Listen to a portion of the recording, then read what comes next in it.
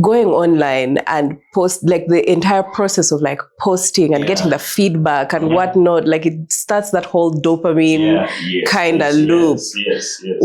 How does one cope with that whole situation and make sure it doesn't get to an unhealthy level? And I suppose that is the most fundamental question we have to ask ourselves today, right? That dopamine there is when that rush comes and the body feels it the first time, it's like, I need more of this. Feels it again, I need more of it. And unfortunately for us, the more of it you feel, the more of it you want, right? And again, the more of it you want, the less better it makes you feel, right? Which means if you needed 2 likes to make you happy, right? You need 3 likes to make you excited. Tomorrow you'll need 3 likes to make you happy, 4 likes to make you excited. Tomorrow you'll need 5. Now, on day 8, if you get 3 likes that originally made you happy, you'll now feel depressed. So that's the challenge, right? It has this compounding negative effect that the more you get, the more you want. The more you want, the more you need. The more you need, the less it makes you feel good. So one of the things that I do, or that I've done for a very, very long time, is I'm very tough on myself, especially regarding social media, because it is where I make my money. So I have to be very, very tough on myself around it. I have hours when I don't interact with my phone. Personally, just to sort of remind myself that I am me without this phone. Right. And in the early days, in the beginning, it's very hard because your fingers are itching. Your mind is like, bro, there's a like there you're missing. There's some comments you need to jump on. In the beginning, it's tough. But it gets to a point where the mind, it starts getting used. It's like, you know what? It's fine. Those likes are not going to go away. I'll find them. The comments, I'll find them. If somebody absolutely needed me, this phone would be ringing.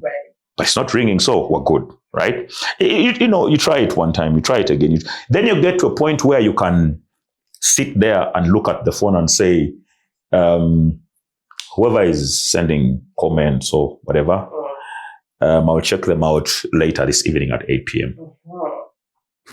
And you move on with your life and you're fine, right? So even at 8 p.m. when the time comes, your mind knows that there are so many things I've had to accomplish outside of this phone. This phone is just another thing. But there are other things I've done. I had to meet people. I had to go for lunch with somebody. I had to share a drink with somebody, which are all good things I have done. So this phone is just another thing, right? And when your mind gets used to that, you get to a point where it no longer bothers you, right? So when you open and you see there's one like, okay, cool, we move on.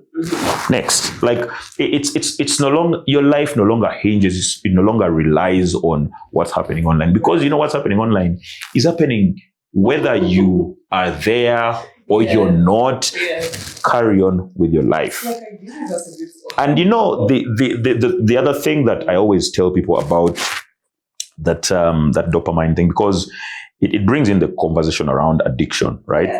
That the way addictions normally work is they start small, and they build. But the only enabling factor in that addiction is you. It's not external, it's very internal. If you are content with who you are as a person, you don't need the world to validate you, right?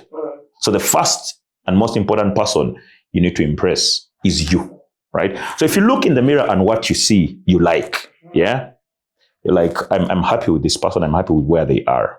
I don't need external validation to make me feel happy, right?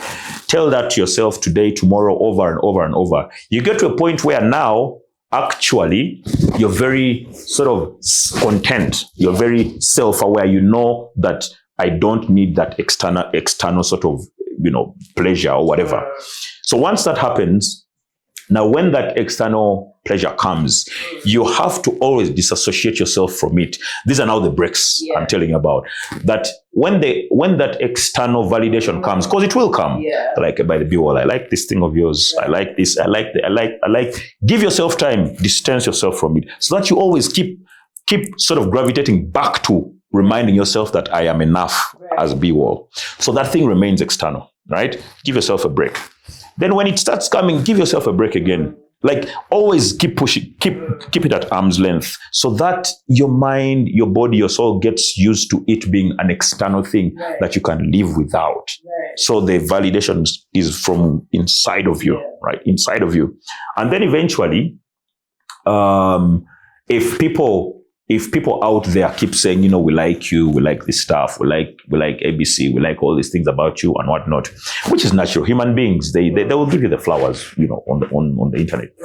The thing you need to understand about the internet is these are people out there who have very little bearing on your life. They don't determine your worth. You determine your worth.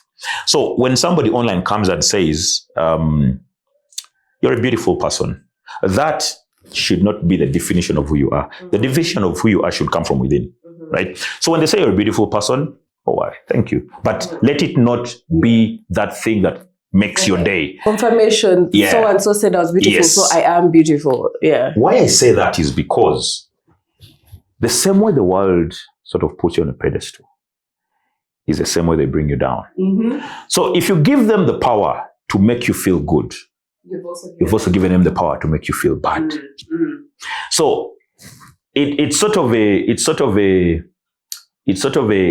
left arm, right arm situation that when you give them something with the left arm, they will take with this arm as well.